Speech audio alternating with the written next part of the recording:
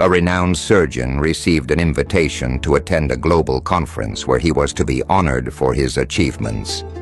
He headed to the airport, ready for the trip. About an hour after takeoff, the plane experienced a sudden malfunction and was forced to make an emergency landing. Frustrated, the doctor went to the information desk. They told him that the next available flight wouldn't be for another 15 hours. He said bitterly, "Even planes choose to break down on the day I'm being honored." An employee suggested he rent a car, as the city where the conference was being held was only 3 hours away by road. The doctor agreed and set off by car.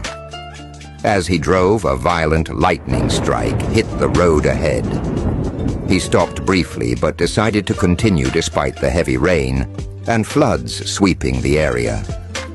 After driving for some time, he lost his way and realized reaching the conference might no longer be possible. He spotted a small house by the side of the road. He walked up and knocked on the door. An elderly woman's voice called from inside. "The door is open." He entered and asked if he could charge his phone. She smiled sadly and said, "I was going to ask you to let me make a call. We've lived without electricity here for years. I'm sorry. I only have a little food. Please eat something to regain your strength." The doctor sat down to rest and noticed the old woman constantly praying beside a small child lying down. She was holding his hand and reading from a small paper. The doctor gently asked, "Prayers alone aren't enough. This child needs to be taken to a hospital." The old woman replied, "I will take him, but I'm waiting to make a very important call. This is my grandson. He lost both his parents, and he cannot walk because of a serious tumor in his spinal cord. I was told there's a specialist surgeon in a distant city, the only one capable of performing the surgery. But it's very expensive, and all I have in this world is this small house." She added, "Yesterday, a kind woman came by and, after hearing our story, gave me a piece of paper with the surgeon's phone number. We tried calling, but the number was unreachable. I have nothing left but prayer.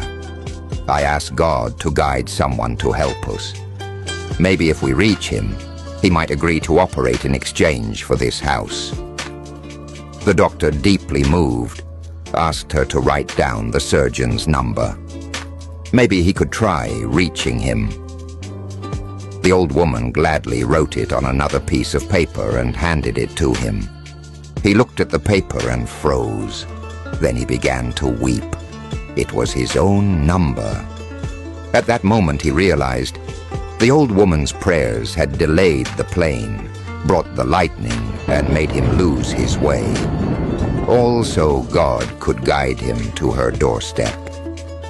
Indeed, God sets the universe in motion for his sincere servants, those who never stop praying and who believe that their prayers will be answered, no matter how far off the means may seem. Moral of the story: when a prayer comes from a heart full of faith, God creates the means and moves the world to answer it. Trusting God and sincere effort are never wasted. If you believe that every prayer has its time to be answered, write in the comments, "I will never give up on prayer." And if this story touched your heart, share it with someone you love. It might awaken hope or rekindle faith in someone's soul. Stay blessed. A renowned